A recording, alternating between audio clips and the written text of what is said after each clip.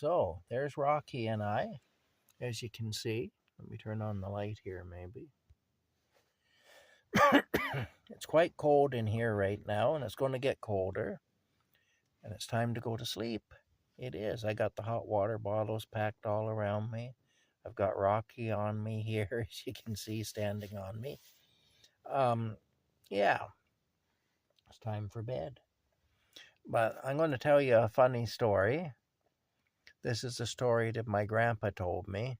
My grandpa Fournier, my dad's dad. My grandpa Fournier was an electrician. He ended up being the head electrical engineer for the Brown Shoe Company in Canada, for all their factories and warehouses and offices and stuff in Canada. But he started out as a grade 8 dropout. He didn't even finish grade 8. And then he worked in the shoe factory as just a shoe factory worker for quite a few years. And then he got in the late 1930s, he got in with the town of Perth as one of the town electricians. Anyway, and he apprenticed as an electrician, and anyway, he ended up being an electrician. But anyway, I've shown pictures and made videos before on this channel of the Perth jail. The Perth jail is closed now. It's been closed since 1994, I believe. It's now actually up for sale. So if you ever want to see the Perth jail, if you just type in on YouTube, even Perth jail, or Perth, Ontario jail, or whatever, you can actually see they have some videos of the inside of the jail and all that. There were a couple of hangings performed at the jail and stuff, so there were executions held there. And just two inside the jail, and there was another execution that was held out on the street in front of the courthouse as well. But anyway, but that's not what this story is about. This is kind of a funny story, actually. And this is a story that my grandpa told me about when he was working as an electrician for the town of Perth in the 1940s. And he got called to the Perth jail to do a job. And what had happened was there was a fella there whose last name was Beetle. And there was a family of them around Perth, these people, that was their last name, Beetle, like the bug. And anyway, this fella, his last name was Beetle, and he was in the jail. I don't know what he was charged with or anything, but he was in there on some sort of a charge. And while he was in jail, he got a Dear John letter from his girlfriend. His girlfriend wrote him a letter saying that she was breaking up with him. She didn't want any more to do with him, and so on. And so he was quite upset about it anyway, I mean, having his girlfriend break up with him and having it happen here. He's in jail. I mean, what can he do? It'd be pretty frustrating, Well, what he did was, they didn't have flush toilets in the jail. They just had a pot in your cell. And, oh my gosh. They just had a pot in your cell. And you did your business in the pot, and then, you had to take it out once a day and dump it somewhere. I don't know where they dumped it, but, anyway, every cell had a piss pot in it. And this Beetle fella, he took the piss pot out of his cell, and he walked up and down the cell range, throwing the piss pot up in the air, and he smashed all the light fixtures out of the cell range. Of course, these were, porcelain light fixtures back then. And so he just threw the tin pot up in the air, I guess, and smashed all the porcelain light fixtures out of that cell range. And so my grandpa, he had to go up there, and he had to replace all the busted light fixtures in the cell range there in the jail, in that cell range.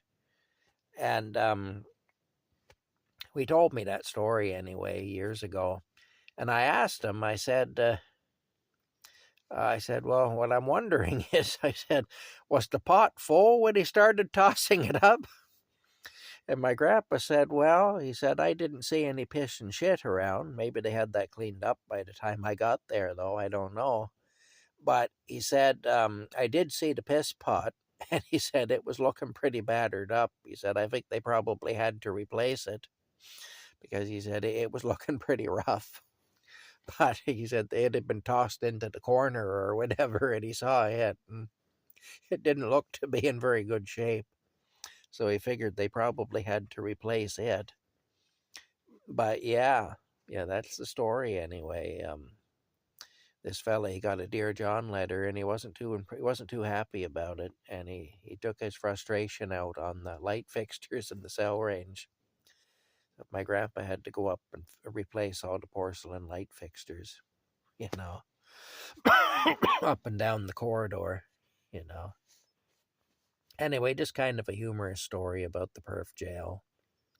I say, if you want to see the perf jail, I do have some videos on here of the outside of it, and there's also some pictures I took of the outside of it just this past summer and fall, you know, if you want to see it.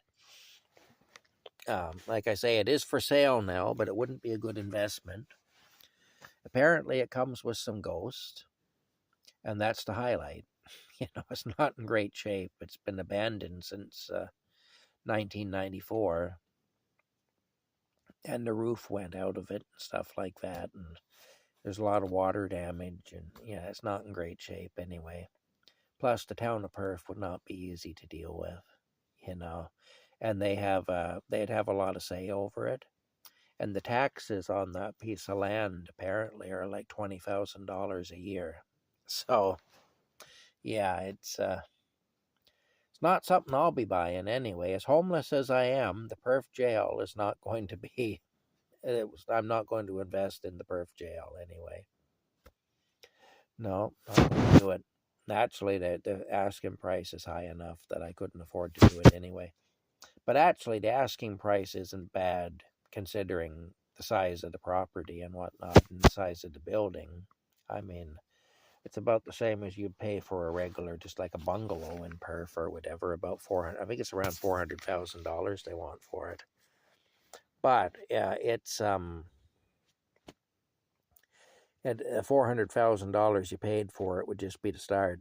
There'd be a lot more money coming out of your pocket before you could do anything with it. And the town of Perth is notorious for being hard to deal with, so there is that too.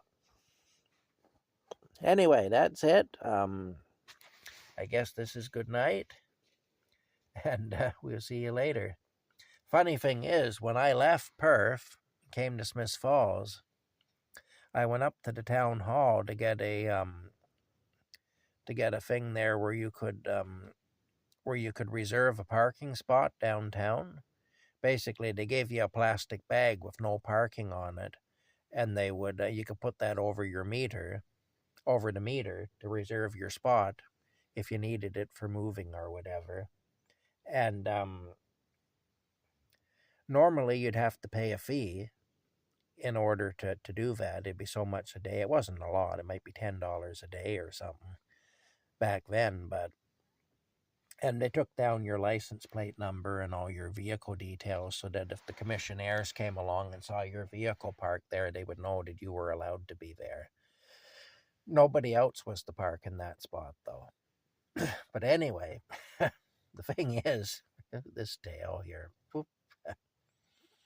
Anyway, the thing is, normally I didn't find the town staff all that friendly or easy to deal with. Like I say, the town itself isn't easy to deal with. But that day, when I went up there and told them I was moving out of town and I needed to reserve the space that space in front of the Royal Bank building, they couldn't do enough for me. They were bending over backwards to help me. So that told me how much that I was loved in the town of Perth anyway, that when I was leaving, the town staff were like, anything we can do for you, you just tell us, we'll be more than happy to help you out. Like, yeah, and don't worry about paying the fees. Or how long will you need it? Well, I think I'll need it for about 4 days. Oh, well, yeah. Okay, that's fine. You can have it for longer. If you need it for a week, there's no problem. If you take it for 4 days, if you need it for longer, just let us know. No problem. And don't worry about paying the fee. And when it came time for me to leave, I'll tell you, they couldn't see me off quick enough, and they were more than happy to help me. It was the one time that I got really good service from the town of Perth is when I was leaving. Anyway, goes to show how much I was loved. That's all. I was just a very much a beloved member of the community. All right. Good night.